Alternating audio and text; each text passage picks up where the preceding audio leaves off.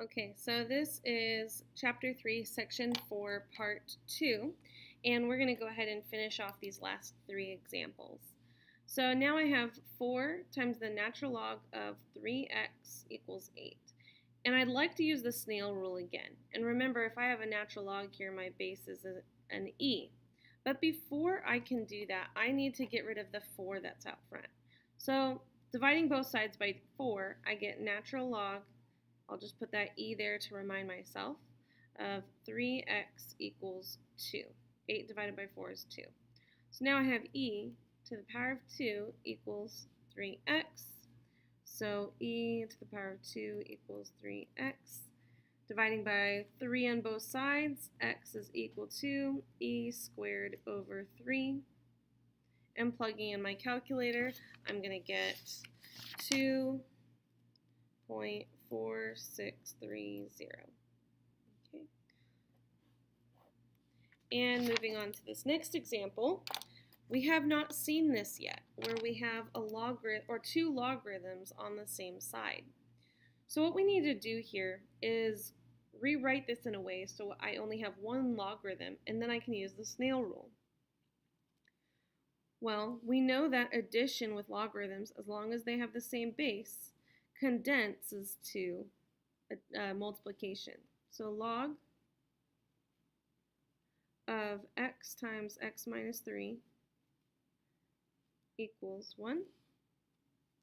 And if there's no number here, we remember that this is base 10. So 10 to the power of 1 is 10 equals, multiplying this gives me x squared minus 3x. And now this equation looks like something that we're used to solving.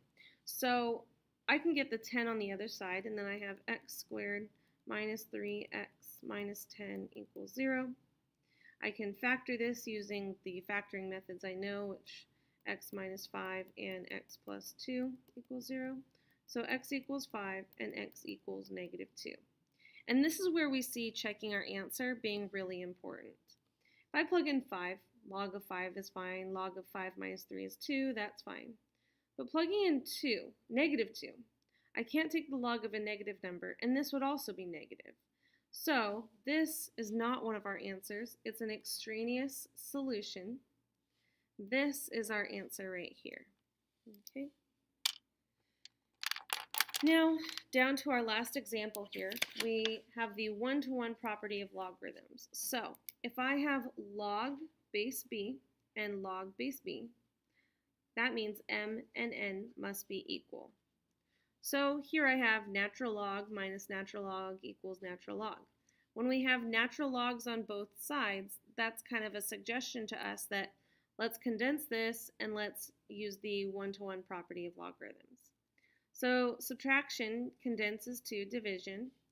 So natural log of x plus 2 over 4x plus 3 equals natural log of 1 over x. And that means that these two pieces are equal.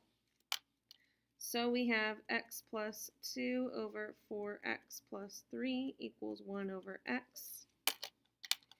And we can cross multiply now. I'm running out of room here, so I'm going to come back up here. And multiplying here, we get x squared plus 2x. And then 1 times this is still just 4x plus 3. And because we have a quadratic, that kind of suggests to us that we need to get everything on one side, factor, and solve. So subtracting 4x, subtracting 3, I get x squared minus 2x minus 3 equals 0. And factoring, I'm going to get x minus 3 and x plus 1. Solving, I get x equals 3 and x equals negative 1. And last thing we need to do is check and make sure that these are both okay. Plugging in 3 here, not a problem. Plugging in 3 here, not a problem. Plugging in 3 here, not a problem. So that's an answer. Plugging in negative 1 here, not a problem. But plugging in negative 1 here and here is a problem because then we will be taking the natural log of a negative number. So this is not an answer, it's an extraneous solution. And that brings us to the end of Chapter 3, Section 4. and we'll be taking a look at section 5 next.